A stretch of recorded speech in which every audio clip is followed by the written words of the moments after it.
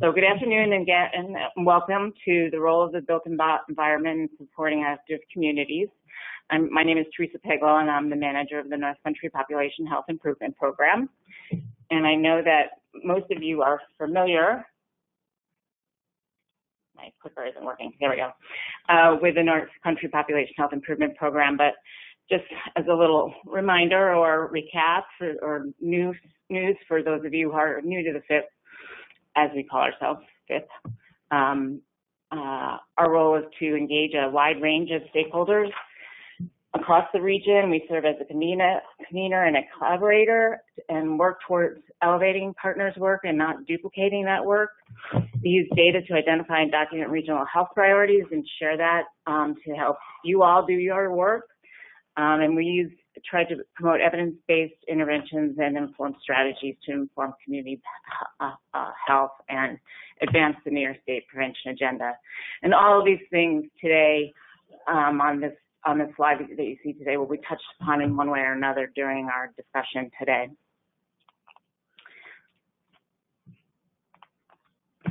And just so you know who we all are, Nancy Gildersleeve is the executive director. The rest of the FIP staff consists of myself. And Travis, do you want to introduce yourself? Good afternoon. Travis Bethel, population outreach specialist. I'm Sarah Bayless, and I'm the coordinator. And Tina Van Gilder is our community health improvement specialist. She's not, she's actually on vacation this week. And we're also very pleased to have our communications and data analytics staff here at AHI support the work of the North Country FIP. So the purpose of today's webinar is to provide you with an overview of healthy design concepts, help you learn about the role of the built environment in supporting healthy active communities. We want to kind of give you a little orientation to the walk audit process, as that's what we're going to be releasing a request for applications on July 8th for Mark Fenton to come to your community to host a walk audit, and we'll also review the project timeline and expectations of that request for applications that will be released next week. So without further ado, I'm going to introduce to you Mark Fenton.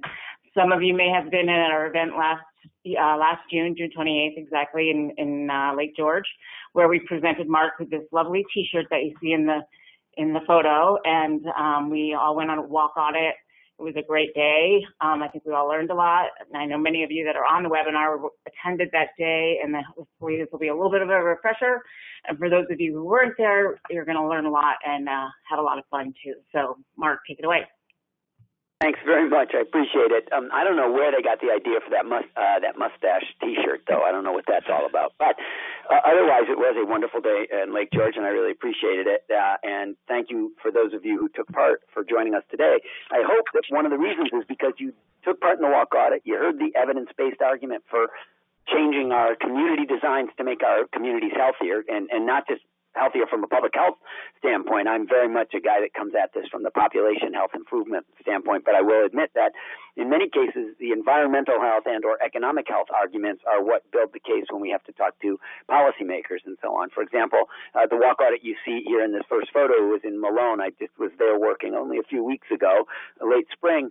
And many of the participants from both local town and village government and even Franklin County were very interested in the economic benefits of what a more walkable downtown Main Street district could do for the local economy, as well as obviously for the health of residents if they were able to walk more. So I think that we keep in mind that many of the partners we're going to invite to this are going to come with different perspectives, and all of them are needed. And in fact, it's the only way any of this work really gets done is when we bring all those perspectives together. So in the next slide, I'm going to show you the 4 things that sort of I'd like to touch on in the next few minutes, which would be why are we talking about design? And again, those of you at Lake George, I hope that'll be a refresher, but we really do have an evidence-based argument to say how we build our streets and how our cities and towns and villages and hamlets are laid out has much to do with how physically active we are, but also whether our access to healthy food and even whether we create smoke-free environments or not. In other words, all sorts of health benefits from what we can do at the local policy level.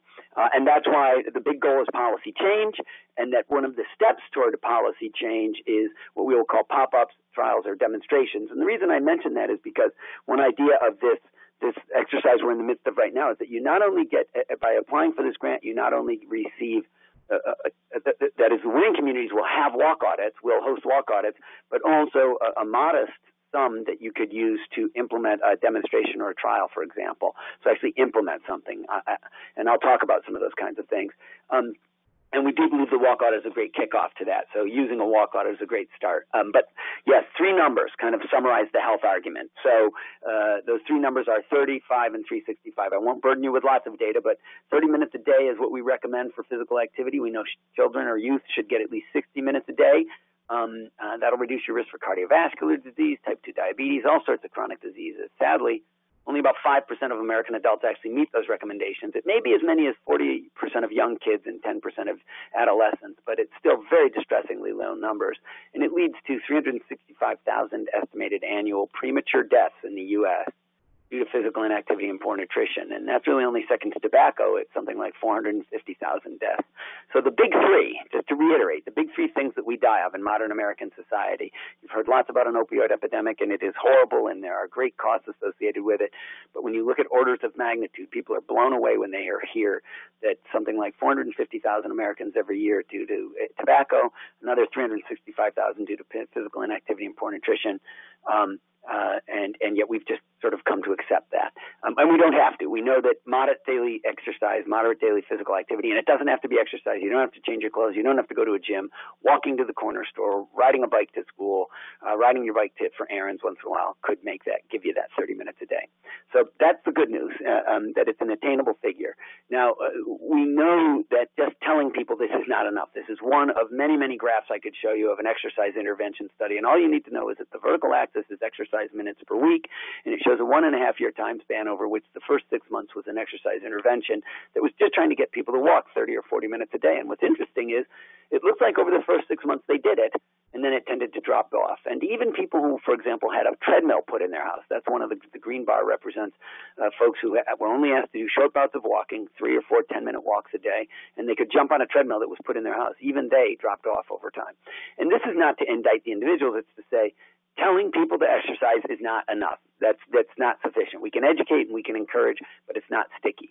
And that leads us to what we really have to do is take a socio-ecological approach. And we see that because some of the earliest research in this actually looked at what characterized the people who were successful in those kinds of walking programs. And it turns out one of the interesting predictors or correlates of people who stick with walking or are more likely to walk regularly and get more minutes of walking a day is when your neighborhood was built, whether it was a pre-1970 neighborhood or post-1970. Because before the 70s, and that's just kind of an arbitrary date that broke the cohort into the more versus less walking subgroups. But what's interesting is pre-1970s, neighborhoods look more like the pictures on the left, right? Neighborhoods looked like the tops, sidewalks set back from the road, houses up near that sidewalk. Downtown retail districts look like Main Street. Versus, the modern or more contemporaneous development style looks like the pictures on the right, where subdivisions look like this: low density, no sidewalks, wide streets, and no real pedestrian or bicycle accommodation. And retail looks like a mall. So it's the difference between a neighborhood and a big sprawling subdivision or a main street versus a mall. Gross oversimplification, but it turns out the data supports this now as we've looked more closely at it. So what we realized is we can't just tell people. We have to take this socio-ecological approach that includes environment, and that's what the next graphic is. It's sort of a picture of the social ecology model, which says we have to operate at different levels, and you can't just focus on the individual. We could say, let's say we have a town and we want to encourage more people to bike, and so we could tell people, bike, it's good for you, and it's good for the environment, and fewer greenhouse gases, and you'll live a longer, healthier life, and you'll feel better. You'll arrive at work more alert and ready to work. That's all great, not enough. So we could set up riding groups. We could have groups that commute together, or at our community centers and workplaces, we could make bikes available so people could ride. So those orange bikes are actually at a small employer in Acton, Massachusetts, who makes bikes available to employees, because you might say to me, Mark, we're rural New York. People live far away. They're not going to ride their bike to work, but they might drive to work and then ride their bike for errands at lunchtime, go to the bank, the post office, go grab lunch. And maybe we could even set up a prep at the institutional level. At our businesses, we could set up protected bike parking and have a tool stand like the picture there at the institutional level. We could also reward employees for doing that. We could build at the community level the missing infrastructure for bicycling. So add the bicycle lanes that would make people feel safe. And not just a bike lane, but in this case, as you see here, what's called a buffered bike lane, where you'll notice the striping is 18 to 24 inches of separation between the bike lane and the travel lane. And we know there are lots of cyclists who would feel, or potential cyclists, who would feel much more comfortable if we provided that. And even that's not enough. What if we go a step further, and if employers in our community set up a policy to reward those employees who commuted regularly on foot or by bike, or rode the bikes during the day if you had those on-site bikes available? I show here a picture of somebody getting their chair. If that person is, people who are being more physically active are going to be healthier. They're going to cost me as an employer less. They're going to take fewer sick days. They're going to be absent less. They're going to be more productive on site, and indeed, we will spend less in healthcare on them. So we're seeing employees actually make financial rewards. Employers, I should say, make financial rewards to employees, and that's a policy. But we could also, at the community level, have a policy to build those missing bike lanes or sidewalks. So the point is, these levels are relevant. We could do the same thing and think about schools and how they influence kids' physical activity behavior. But the point is that you have to operate at all these levels. And what's noteworthy is that these are not just the jobs. Many of the tasks here, like installing bicycle parking or striping bicycle lanes or setting worksite wellness policy and financial policy, those are not the jobs of the public health community. We need partners. We need interdisciplinary partners if you're going to really operate at all these levels. All right, so that's a good idea. Next slide. The real question then you should ask is, what creates environments that are more likely to be walked and bicycled, and or be more where people will be more physically active in routine ways? So we could even talk about transit. And there are essentially four things in the research literature. So again, back to our evidence-based argument. Number one, mix of land uses, so different kinds of destinations in proximity. So that's the more we mix together where we live and work and shop and play and learn and pray, the better off we are with regard to the likelihood that people would walk between those destinations. We also need a good network of facilities connecting those destinations, sidewalks, bicycle lanes, multi-use pathways. We have to build for all users, not just the motor vehicle. Third, when you get to a destination, it should be laid out or designed in such a way to reward you rather than punish you for showing up without your car. So I call this functional and inviting site design, things like street trees and plantings and benches and awnings on building fronts. And how about simply the building being at the sidewalk, not behind a giant parking lot? Because it turns out that could be the final deterrent. I could have the dollar store within a half mile of my house, and there could be a sidewalk that gets me there. But it's the last thing my mom has to do, and she still lives in Brockport, New York. My mom and dad do, and they walk all the time for errands and so on. But if the last thing they have to do is walk across a giant parking lot to get to their destination, and that may be enough to deter them from walking. And last, it's got to be, in the same regard, it's got to be safe and accessible for all users, all people of all ages, all abilities, all incomes, all disabilities, and that's where all the details of design matter, and things like curb ramps at every intersection, but also traffic calming tools like the mini circle that you see there, like the miniature roundabout, many call it mini circle, or median island, or crosswalks, or all sorts of things, curb extensions that can make streets safer for all users, pedestrians and bicyclists, as well as motor vehicles. So the point is, the research tells us we know how to build these places. What you should be thinking as you listen to me is, wow, this sounds like how small-town America used to be built. Many of our communities, many of the very communities you all live in, work in, represent, work to take care of, have these attributes. They had an historic downtown that had the post office, the bank, a laundromat, shop, a grocery store, pharmacy, hardware.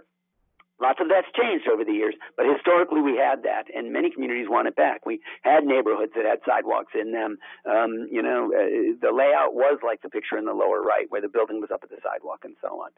So we know these attributes support active environments. So the question that asks is, how do we get there, right? How do we get to that? So the next slide, please.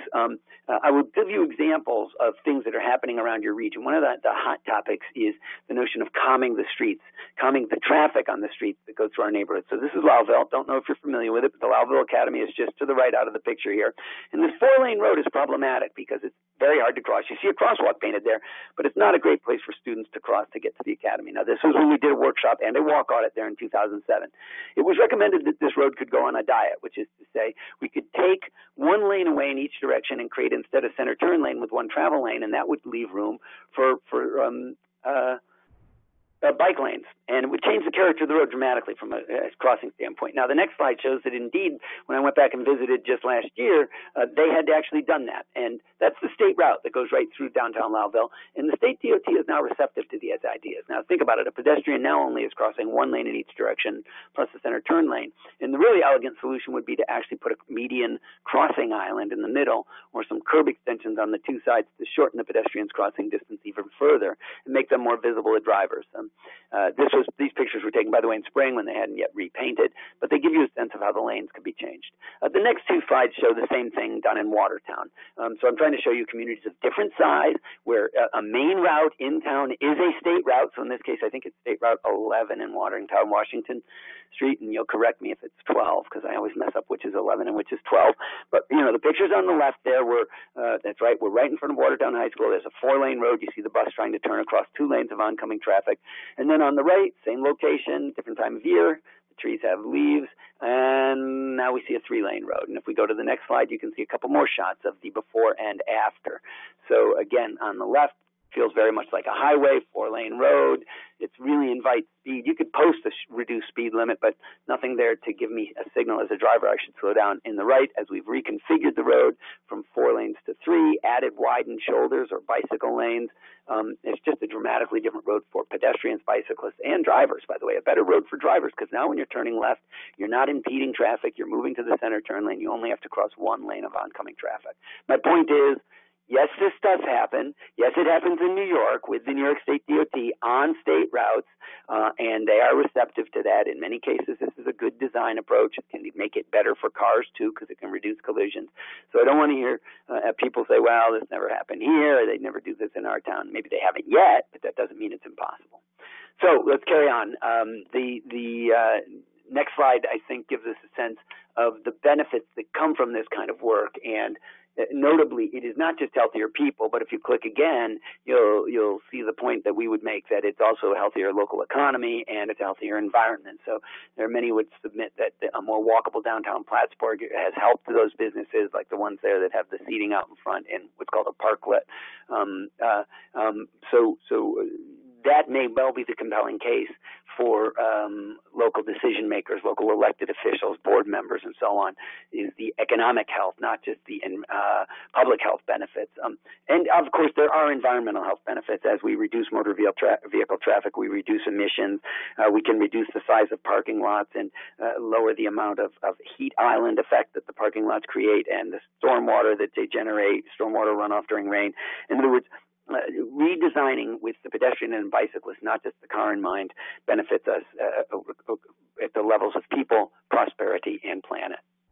So that helps us make the case to policymakers. And indeed, from an economic standpoint, we are seeing that people want to live in these kinds of communities, so there's growing market demand. And this is very important for communities that have seen population decline in recent decades, where kids grow up, they go away, they see these attributes in other places, where they go to school, where they go take a job, where they are, communities they visit when they're in the military service. But whatever, they're out in the world, and they see the very attributes I'm talking about, and they say, why am I going to move back to a town where I can't even walk to a corner store? Where I've seen communities where I could live car-free or car-light lifestyle. In fact, there's evidence that kids today have a lower rate of driver's licensure in the 16 to 24-year-old age range than we've ever seen before. In other words, there are kids that are living without a driver's license because they say, I can live an alternative lifestyle that is more physically active and not dependent on a car that costs me $10,000 a year. We also see, as I just alluded to, that the main streets, the business districts are more successful. Developers are increasingly interested. We have a generation of malls and box stores, like the picture on the bottom here, that they're asking, how do we redevelop this in a more walkable, more market-friendly way? And of course, as I've alluded to, the economic benefit, the quantifiable, measurable health benefits. So this is the argument that is now getting policymakers to respond to policy recommendations like Complete Streets. And I'm going to just mention 3 policies very briefly that often result from this work. One is Complete Streets. Many of you are aware of this idea, the notion that every time we touch a road, we think about all users using all modes, walk, bike, transit, motor vehicle, of all ages and abilities all the time. And one of the easiest ways to do this, one of the most cost-effective ways to do this, is to do it opportunistically. In other words, put a policy in place, say we are going to take all users in consideration, and then simply every time you repave a road, every time you dig it up to do sewer work, you put it back in a way that rewards all users, not just the motor vehicle. So that's one policy that we want to work toward through this kind of work, and which we think the walk audits help us identify where the opportunities and locations are. The second is around trails. Many communities are building trails. I do want to mention this, that there is great design guidance out there. In as much as you say, this stuff, you talk really fast, and you're talking about these curve extensions and islands and medians and mini circles and blah, blah, blah, blah, road diets. How do we even know how to do this stuff? Where's the expertise?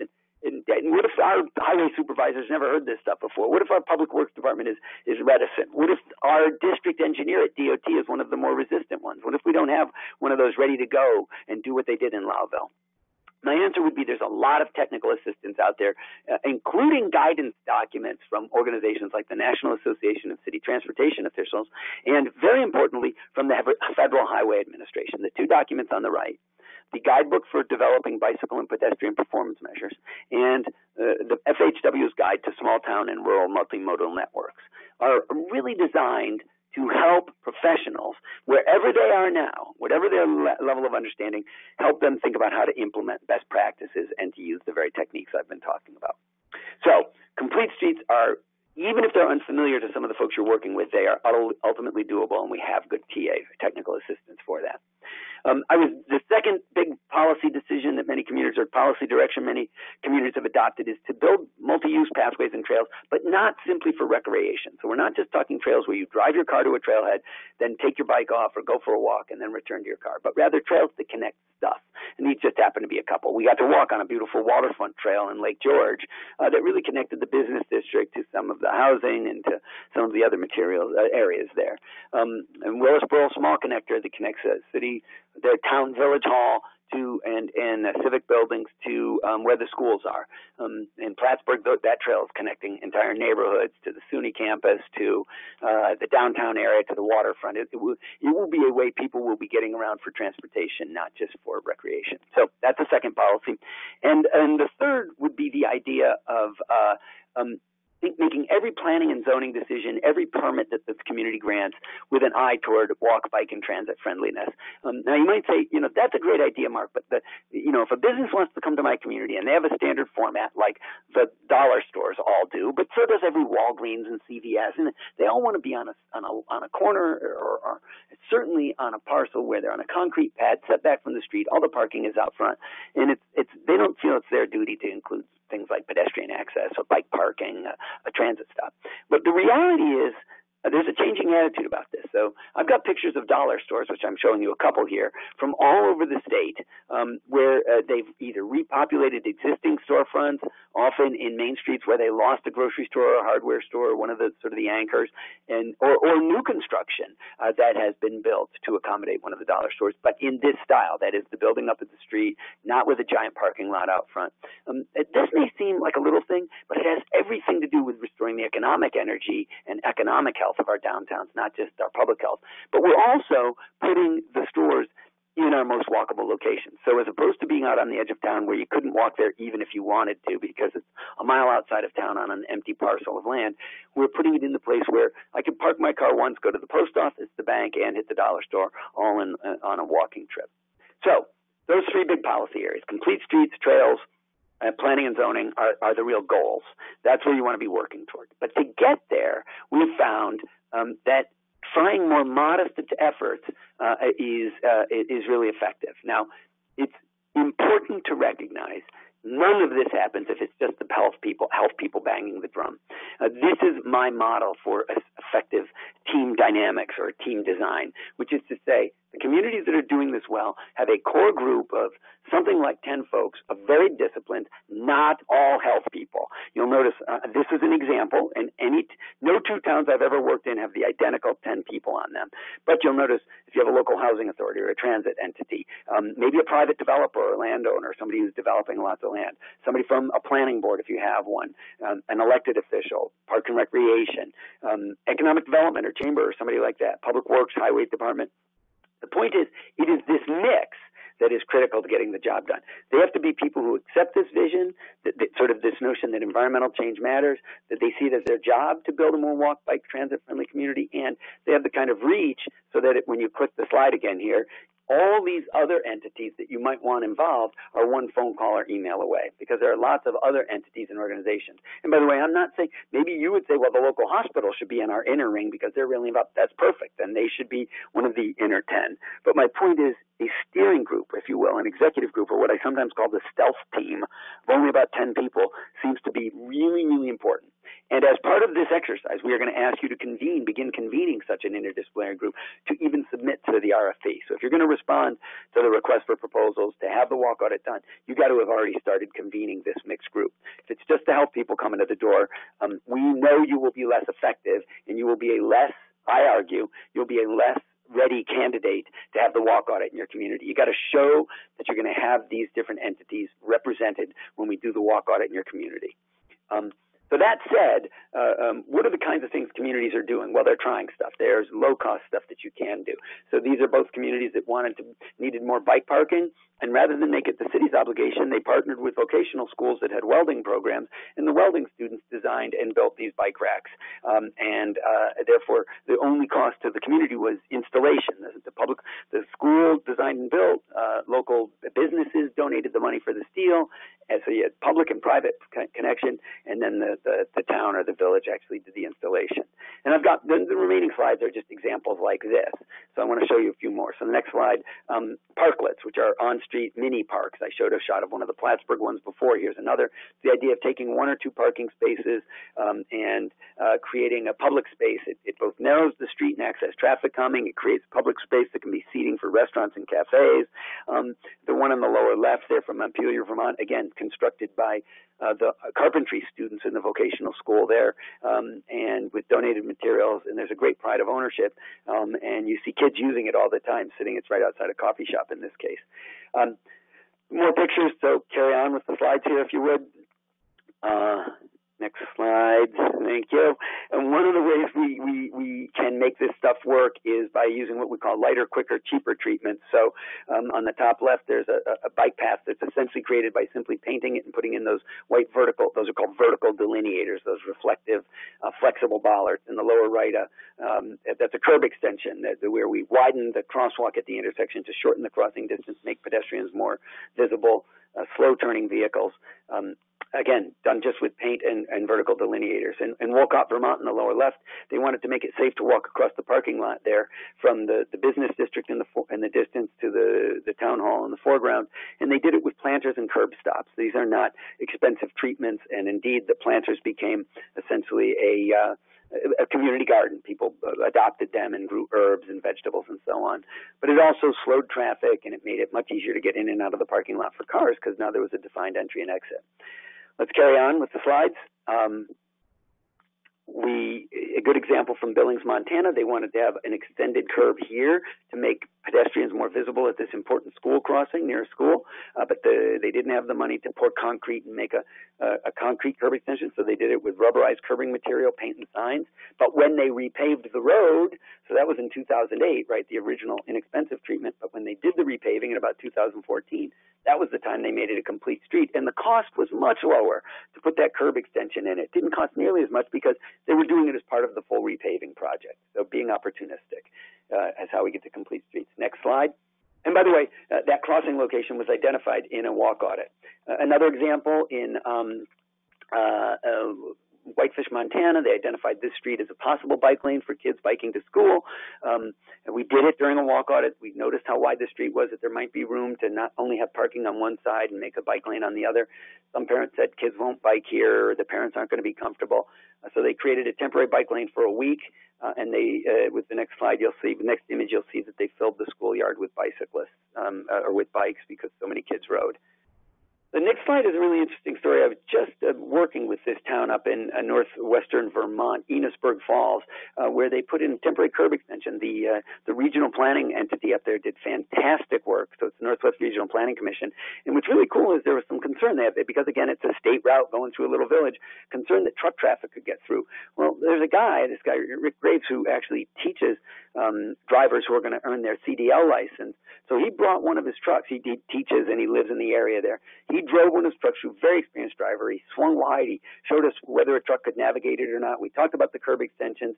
And then on the next slide you see, so these, by the way, are at a trail crossing. On the left there, that's actually think it's the Missisquoi Valley Rail Trail that passes through town there. So it's a very important crossing. So they really want these high visibility crosswalks and the curb extensions. So anyway, he brings his truck through. Then on the next slide, you'll see we actually went on a walk audit. So go to the next slide, guys, because we're on our walk audit, and that's Rick in his red shirt. And when we get to the intersection, he said, well, here's what I had to do on the truck, and maybe I'd ask you to pull back the planters just a foot or two. Now, this has all been done with temporary paint. The boxes are little planters. Everything there is temporary. It could all be moved. And he said, but I think it's a great idea because it's going to slow trucks through town down. So everybody who thought that the trucking community was going to actually be averse to this, they're going to hate this idea. We often get this too. We'll say, oh, the plow drivers are going to hate it. We can't put in curb extensions. We got a lot of snow here. Well, this guy, who's an experienced driver and teaches other drivers, says, on the contrary, I think this is a great idea. A driver can make it. I'd recommend you adjust it this much, which is why we do the temporary, the pop-up. He said, this thing is going to be fantastic and make it much safer for everybody in town as we bring speeds down. It's going to make it easier for trucks trying to get out of the side street because the vehicles will be moving more slowly. We're going to see pedestrians better. They're going to be out on the curb, not behind some parked car. Well, it changed the whole tenor of the conversation. In the picture in the top left, by the way, he is walking. We are leading the walk audit. There's like 30 people there, but in the foreground, the first 5 people right behind Rick are the 5 village trustees who could not ignore his input, and I think it was really important. So we are hoping you are the communities that do the next version of this. First do the walk audit and then potentially a demonstration or a pop-up like this very demonstration. Let's go on, guys. I think I got one more example, which is from Livingston, Montana, where they identified this wide-open intersection on the top left and said, we really think this could be a location for one of those mini circles, but we don't know how to test it. And we decided we'd try it with hay bales, which was fantastic. It was a great way to test and see whether that's very near, by the way, a school and a park where they have their farmers market. And so it was an opportunity to see, could the farm trucks navigate the circle? Could they actually, was it of a diameter that would work? Okay, so this is the idea. Let's carry on with the slides. This is the idea of demonstrations and pop-ups. How do we even get those ideas? Well, we found very effective our walk audits. And the idea of a walk audit is convening a group in essentially 3 phases in the types we've been doing here. And it's about 2.5 hours, sometimes 3.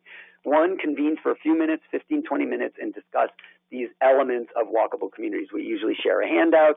We talk about the very things I've talked about here very, very briefly, but include some of these photos and images so people can see examples. What do you mean when you say a curb extension? How could we do that cheaply? Then we go out for a walk. At the facilitated walk, we actually do a little scoring exercise where actually the participants are scored on a 0 to 10 scale. And that can be as much as 1 to 2 miles, and it can be take as much as 1.5 hours. And then we come back and we do some planning. And that can be as elaborate as having aerial photos and maps of the community, or it can just be a discussion session. So those 3 things are the 3 kind of phases we're recommending would happen during the walk audits that you guys host. Opening discussion, the walk itself, and then a little planning. Where next? What could we actually do here? Next slide, please. Next slide, guys. Oh, there it is. I'm going to tell a little a story of Brockport, New York, which hosted one back in 2003. It's a Western New York town, size similar to many of yours. It's on the Erie Canal. We did the walk audit in 2003, and many of the ideas that came out of the walk audit were very simple things they could start immediately, like an adopt a trail program or a buy a bench where local businesses made donations and had a bench out front, or a little bike share program. They're on the Erie Canal and they have the towpath trail there. So visitors come and they want people to be able to borrow a bike. So at the Welcome Center along the canal, they have a bike share program. But importantly, Route 19, on the next slide here, you'll see Route 19, which is Main Street, was due for an improvement. Improvement means, it can mean in traffic language, make it wider and faster for more cars. But on the walk audit, we identified some locations where they would like curb extensions because they have a lot of pedestrian activity. There's a small college there. One of the SUNYs is there. And there's a lot of pedestrian activity in the downtown, and they wanted to maintain that. They know it's good for business. So we created a human curb extension on our walk audit, picture on the top left. They then stayed in touch with the DOT. That is, the group that participated, the interdisciplinary group, remained active with DOT so that when the improvement was done, they got the curb extensions. You see in the picture on the right a student not being run over because she was visible to that truck, because she was able to stand on the the curb extension before she crossed. The next slide shows Main Street before the project, and you'll notice that there's a lot of width there on the street, and enough width to add lane. They could have added a turning lane or something. Go ahead to the next slide, because it shows the Main Street. Did you guys advance it? Help me out here. I'm not seeing it, but my system may have frozen. It's advanced on our screen. Okay, it's working. Okay, then I'm going to just keep talking like you're advancing because mine's just frozen. That's cool because I've got the slides, so I know where we are. So what you see is Main Street before the improvement, and then as you advance it, you'll see Main Street after, and the improvement wasn't improving it just for cars, adding a turning lane or making the lanes wider and faster. On the contrary, what they did was added curb extensions, a bicycle lane, and the craziest thing, get this, so this really made this a multimodal street, a pedestrian street, a bicycle street, as well as a safer motor vehicle street because now pedestrians are more visible. But on the next slide, you'll see the really wacky thing they did was actually install a roundabout at an intersection that was going to be a signal light. This is monstrous because there were people in town who said this will be absolutely the apocalypse, the end of civilization as we know it. Roundabouts are horrible. People don't know how to drive them. In fact, what happened is that it's reduced collisions, it reduced delay, the flow is better. When the power is out, the roundabout still works. There are a whole bunch of reasons this roundabout outperforms a traffic signal there. So, take a breath. Rockport, just a little case study to give you an example. The group that formed around the walk audit was the group that became the change agents over time and helped make sure that that caliber of improvement was made during the Route 19 project. So, the proposed approach you see here is one, a pre-visit planning call. That is, if you were to be awarded this, so in other words, reply to the RFP, you win, boom, we'll do a phone call where we'll actually look at maps and talk about where you have challenge areas. So there's some pre-visit work before we even come there to plan the thing. When I arrive, I'd love to scout with you beforehand, a small group that sort of makes sure we see the area we're going to walk, some of those challenges that we talked about. The walk itself will include opening conversation around those four elements that create active environments. The walk itself, which is that 1.5 to 2 miles that I talked about, and then a work session, a planning session where you actually think of concrete ideas for action, which we hope will include some pop-ups and demonstration ideas. On the next slide, you see an abbreviated version of the actual schedule. My colleagues are going to give you more detail on that, so I'm not going to belabor the calendar, other than to say the hope would be the outcome is a product, is an action plan that you will develop by the end of December. So we want to have the walks in September. And one of the things that comes out of the walk audit is I will generate a brief summary memo like the one here you see from Boonville. We did a workshop there over a year and a half ago now. And this is not a giant plan. This is not like some 60-page plan that goes on the wall. In fact, it's intended to be 10 pages or less, readable by somebody who didn't participate in the walk audit. So, you're going to have village and board members and so on that don't come and participate in the walk audit. We want them to be able to flip through this thing, see some images, get a sense of what is recommended. So you'll get that back a month or so after the workshop, the walk audit. So I'm going to just summarize here the last couple of points on the next slide, which is simply that I hope you buy the argument that design matters and that you're going to need an interdisciplinary team if you're going to change design, that policies like complete streets, transportation trails, land use and zoning really matter a lot. That you can't just sort of do this at a one-off, but using a demonstration project to get people moving can make a big difference, and hosting a walk audit is a great way to get there. Our hope would be you use the grant to do precisely that. The pictures on the right are from Weslaco, Texas, where students there, their teachers actually participated in a walk audit, then took the kids on one. They identified this intersection, and they said, the simplest thing we want to do is make this crosswalk more visible. And to the credit of the Public Works Department, they said yes, rather than, no, it's not adhere to the manual and uniform traffic control devices or some stupid thing like that. They said, sure, we'll repaint the crosswalk as required by the rules with the big white stripes, but in between, let's put the panther paws. And they did that. And I think this is an example of sort of where we can go with this work when we create these interdisciplinary collaborative work groups. And my last point is simply this.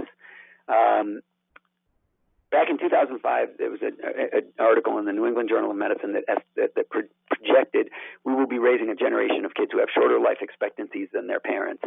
And it's going to be because of the chronic diseases associated with unhealthy lifestyles, things like not being physically active.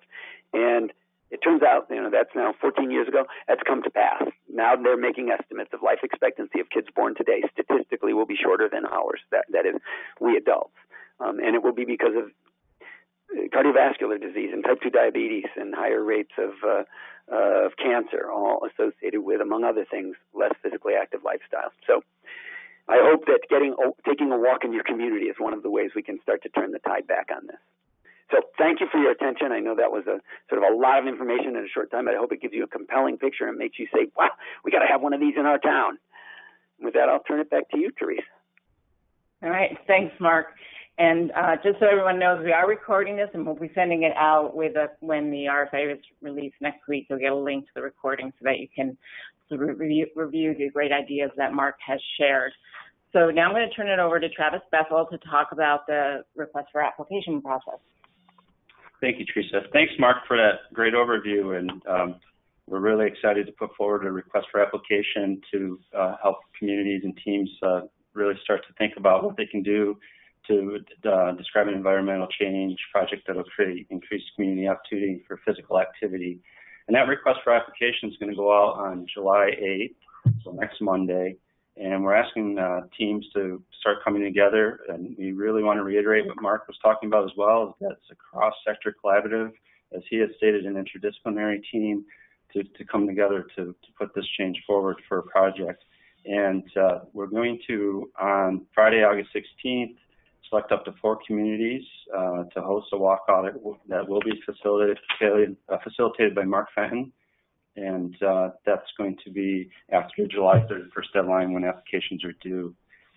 Each community selected will receive $3,000 in funding. And go ahead to the next slide. Sorry, I've got a little fast clicker on my thumb here. So once teams have been identified, and as I mentioned, up to $3,000 in funding will be provided, there's going to be a pre-walk audit planning call that's going to be with Mark Fenton and AHI for those teams, up to 4 teams selected. And that planning call really goes back to, talking about the projects that have been proposed. And those calls will be held between August 26th and August 30th. So those will be determined upon selection. And what we're asking during that call is that the key players, the key team players are participating in that call. So that could be 2 to 3 of the key players. It doesn't necessarily have to be the whole team, but that whole team is welcome to be part of the call. And it's really a cross-collaborative representation during that call as well. So we don't want just hypothetically public health, 3 public health staff attending on that call. It should be really a mix of planning. It could be a political person. It could be, that public health person. It could be DPW. It could be your local transit authority, MPO. So, just to have a nice mix during the call. The calls will be approximately an hour. And during that call, it's going to discuss the project, but also the locations, logistics, and the attendance, and anything that Mark may be able to recommend that could help those teams make that audit successful. And then from that, we're going to get to the actual walk audit. And those dates that have been identified are going to be Monday, September 16th, September 17th, or Wednesday, the 18th. And it's going to be one of those 3 days that the selected team would be doing the walk audit. It's going to be 2.5, maybe 3 hours if it's really, really a robust discussion and people are really excited and want to talk and continue to plan. But following that walk audit, we're going to have teams reconvene with Mark to number one, look back at their original proposal that was selected, and then try to look at what was just discussed during the walk audit and really see, are those aligning and are those observations consistent? And if not, that's not a bad thing. It's just a nice point for discussion for what the next steps are going to be, because teams, as they leave that walk audit that day from reconvening, are expected to move forward and continue that collaboration and develop a draft action plan. And that draft action plan is going to be due by November 15th. Now, during that process, though, teams are convening and they're starting to put together that plan. Mark's also going to be sending out his recommendation memo that's going to get a little more in depth from the audits that did occur with them on prior dates, and that'll help those teams guide. And he's going to have those out by the 15th of October. And then once those plans, those draft plans are into the FIP team, At that point, we're going to be working with Mark to set up what we're calling technical assistance calls with Mark and the community teams. And really what that is an opportunity for question and answer discussion. It may be a sticking point in like, geez, you know, we're not really sure how to proceed in our assessment and planning process as we develop this final plan. So it's allowing that discussion to occur and for Mark to have the ability to help teams along in that process. And then final project plans will be due to the Nose Country trip on Friday, December 20th.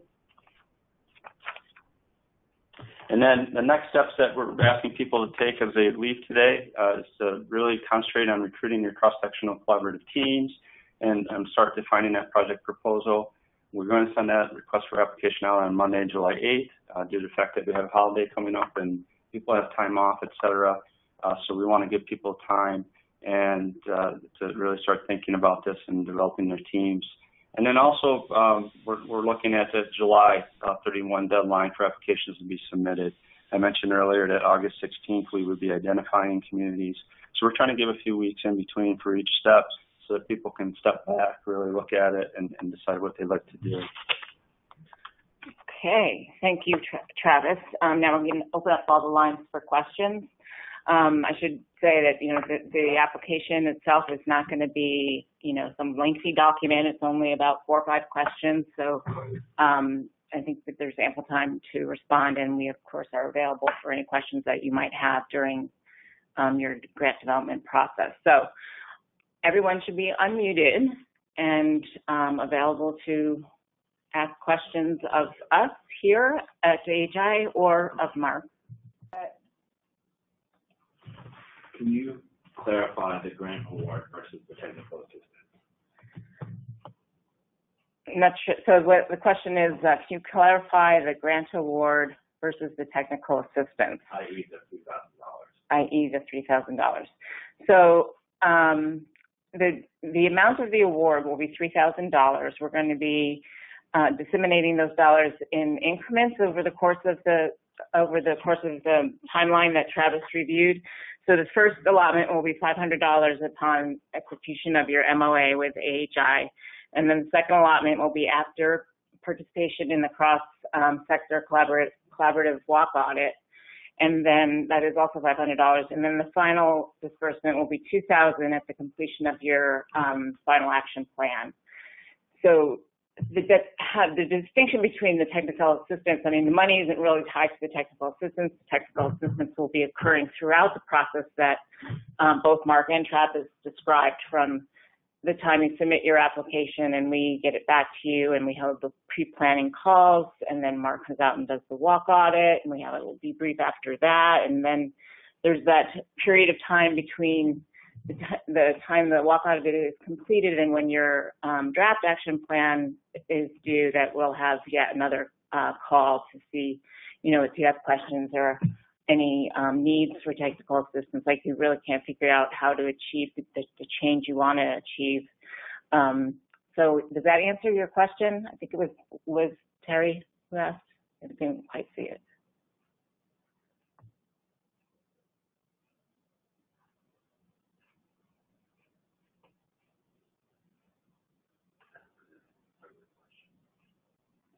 I don't think we have any other questions at this time.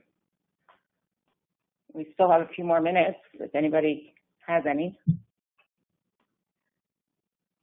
And I would only add that the theory is the technical assistance is to help you be maximally effective with the grant money, right?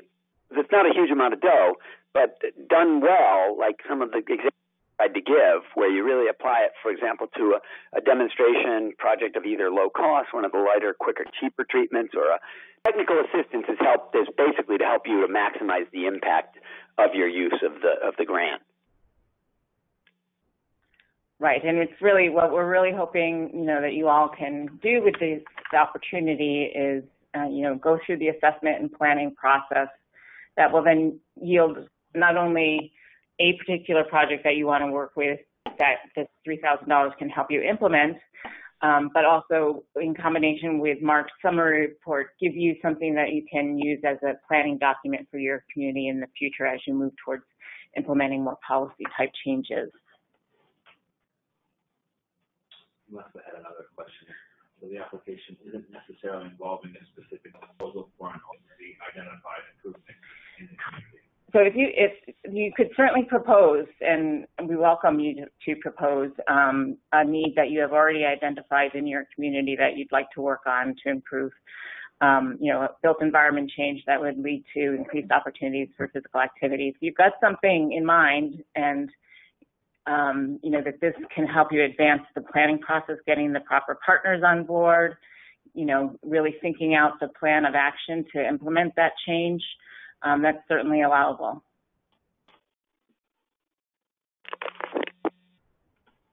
I'd go so far as to add that could be a great candidate for a walk audit location. If you've got a, we've been trying to deal with this intersection. We already think we have an idea what we want to do with it. Good. Let's do the walk audit there and see if we can, amp up the caliber of the design solution and so on, or think what you could do short term inexpensively. A lot of people have ideas about what they'd love to do if this, they had $1 million from the state to do the big repaving project or whatever. But the really interesting question is, what could you do tomorrow with more modest tools? And that might be something that could come out of a walk audit, targeting an idea you already have. Mm-hmm.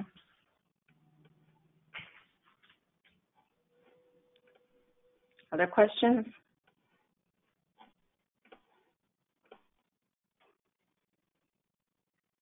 Thank you. So we're certainly available to you if you have questions, over the next couple days, and then most definitely after the RFA comes out next week. We'll send a link to this recording, and we wish you all the best of luck in your applications and look forward to reviewing them.